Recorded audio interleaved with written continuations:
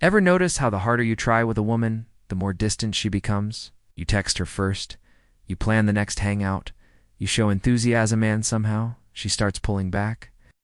It's confusing, frustrating, and feels completely backwards. You think maybe I just need to try harder? But that's exactly the trap. You're not losing her because you're not trying. You're losing her because you're trying too much. There's a huge difference. Attraction works on tension and space, not pressure and overpresence. When you're constantly texting, calling, initiating plans, and showing up every second, what you think is effort can easily start to feel like neediness. Even if your intentions are good, the energy behind your actions communicates that you're seeking her approval, that you need her to validate your worth. And women can feel that. It kills the mystery, kills the chase. Relationships have a rhythm, back and forth, like a dance. If one person keeps stepping forward, the other instinctively steps back. To maintain balance. When you lean in too hard, she leans out. Not because she's playing games or being cold, but because there's no room for her to wonder about you, miss you, or invest emotionally. Pulling back isn't about being cold or manipulative. It's about respecting the natural flow of connection. Give her space. Let her come to you. And while she does that, turn your focus back on your own life. Hit the gym. Build your mission. Spend time with people who energize you. When you stop chasing and start leading your own path, you shift the entire dynamic. You go from being the guy trying to win her over to the man she's drawn to without even knowing why. That's the power of detachment. There's something powerful about being slightly out of reach. We all know it. Instinctively, what's rare feels valuable. That's why diamonds are prized and exclusive sneakers sell out in minutes. Scarcity drives desire. When it comes to dating, most men ignore this rule. They think being available all the time will make her feel secure or wanted. Instead, it makes them predictable. And predictable doesn't spark attraction. When you're constantly the first to text, always responding within seconds, dropping everything to see her, what you're signaling isn't love or interest. You're signaling neediness. You become the guy who's always around, always accessible. The harsh truth? People don't chase what they can always have. They chase what feels just out of reach. When your attention is too easy to get, it starts to lose value. It's not about playing games. It's about understanding energy. When you respect your own time, when you make her wait a little, when you let her wonder what you're up to, you flip the dynamic. You create emotional contrast, and contrast is what gets remembered. Start prioritizing your time. If she texts, it's okay not to answer right away, especially if you're doing something for yourself. If she reaches out, let her do the work sometimes. The moment she realizes your time and presence aren't guaranteed, she starts valuing them more. You want to be the man who leads his life with purpose, not the man who tailors his every move around. A woman's availability. The man who's in demand not because he's pretending to be busy, but because he actually is. Your value doesn't come from how often you show up. It comes from how rare and purposeful your presence feels. That's what makes you unforgettable. Predictability kills excitement. Might feel natural to share everything about yourself. Up front, what you're thinking, what you're doing, how your day went, but the truth is, mystery fuels attraction. When a woman knows exactly where you are, how you feel, and what you're doing at every moment, there's nothing left to discover. No anticipation, no curiosity. And when curiosity dies, so does interest. Think about your favorite series or movie.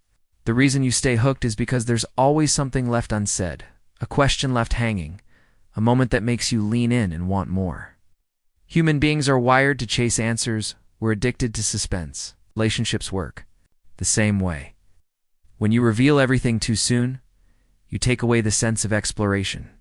You become an open book she's already read. This doesn't mean you should lie or pretend to be someone you're not. It means you should slow down the reveal. Let her earn pieces of your story, instead of dumping your whole weekend in a text. Drop a teaser. Say something like, "It was wild. I'll tell you about it later." Let her imagination fill in the blanks. That subtle tension makes you intriguing. The goal isn't to be cold, it's to stay interesting. Hold back just enough to leave her wondering. Let her ask questions. Let her dig deeper. That's how emotional investment begins. She has to feel like there's more to figure out, more to experience with you. When she's curious, she's engaged. When she's engaged, she invests. And once she's investing, the power dynamic shifts. You're no longer chasing her. She's chasing the parts of you she hasn't uncovered yet. That's the pull of mystery. One of the most overlooked skills in attraction is knowing when to stop. Most guys think that if the conversation is going well, whether it's over text or in person, they should keep it going as long as possible. They drag it out, thinking more time equals more connection. But what they don't realize is that overstaying in a moment of connection actually kills the momentum.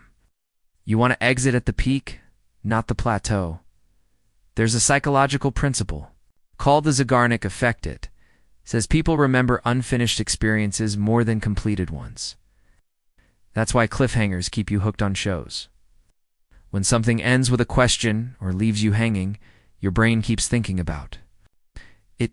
The same thing happens when you end a good conversation at the high point instead of letting it fizzle out. Let's say you're texting her and everything's flowing, jokes are landing. The vibe is light. Everything feels great. Instead of waiting until it slows down or you run out of things to say, end it while it's still exciting. Say, I've got to bounce, but let's pick this up later. That small act creates space. She's left thinking about the exchange. She remembers the energy, not the dull end. In person, the same rule applies. When the vibe is high, leave her with a smile and something to look forward to. Don't try to impress her until she gets bored into the interaction while she's still enjoying it. That's how you leave a lasting impression. You're not cutting it short to be clever. You're maintaining the energy. You're preserving the mystery. And most importantly, you're teaching her that time with you is memorable and in limited supply. That's what makes her want more. It's how you stay on her mind. There's a truth most men don't want to hear. When she feels like you'll always be there, she stops appreciating your presence. Not because she's heartless, not because she's playing games, because people value what they feel they could lose. This is basic human psychology. We tend to take things for granted when we know they're always within reach, and the same applies in dating. When a woman senses that you're always available, always one text away, always ready to drop your life for her, she begins to view your attention as ordinary, expected, disposable. Now imagine the opposite. Imagine she starts feeling that you're not always going to be there. It's not because you're ghosting her or trying to manipulate her, but because you have a life. You're building something. You're busy with purpose. That subtle shift in dynamic changes everything. Suddenly, your time becomes valuable. Your attention becomes a reward, not a default. Let's say you've had a couple great dates. The vibe is strong. Everything feels good. But then, instead of bombarding her with follow-ups and trying to keep the momentum alive artificially, you simply live your life. You go hit the gym. You focus on your goals. You dive into your projects or hobbies. Not because you're trying to be distant, but because you actually have things going on. And in that space, those couple days of silence, she has time to think, to wonder, to miss the feeling of being around you. It's not about ignoring her. It's about giving the connection room to breathe. That space gives her the opportunity to reflect on how you made her feel. If it was good, that absence builds craving. That's the power of distance. It doesn't push her away. It pulls her in, if the foundation is solid. Most men panic in the silence. They think if they don't maintain constant communication, she'll forget them. But the opposite is true. When you've shown high value, when you're memorable, your absence becomes loud. It echoes. It sticks with her. It makes her question, why hasn't he texted me yet? That's when she starts checking her phone. That's when she starts thinking about what she might be missing. Fear of loss is a powerful motivator. When she senses that your presence isn't guaranteed, that your life doesn't revolve around hurt, triggers that realization. You're not just another guy chasing her. You're a man with direction, discipline, and self-worth. A man who doesn't hand himself over easily, and that makes you desirable. But here's the key: it only works if it's real. You can't fake being busy. You can't pretend to have purpose. The distance must be backed by substance. That's why the most attractive men are the ones who don't need to create scarcity. Their lives naturally do that for them. The woman either steps up to be part of that journey or fades away. Either way, you win, because you're no longer trying to be chosen. You're choosing who gets access to you. That's power. That's control. And that's the mindset that keeps you centered, no matter how the game plays out.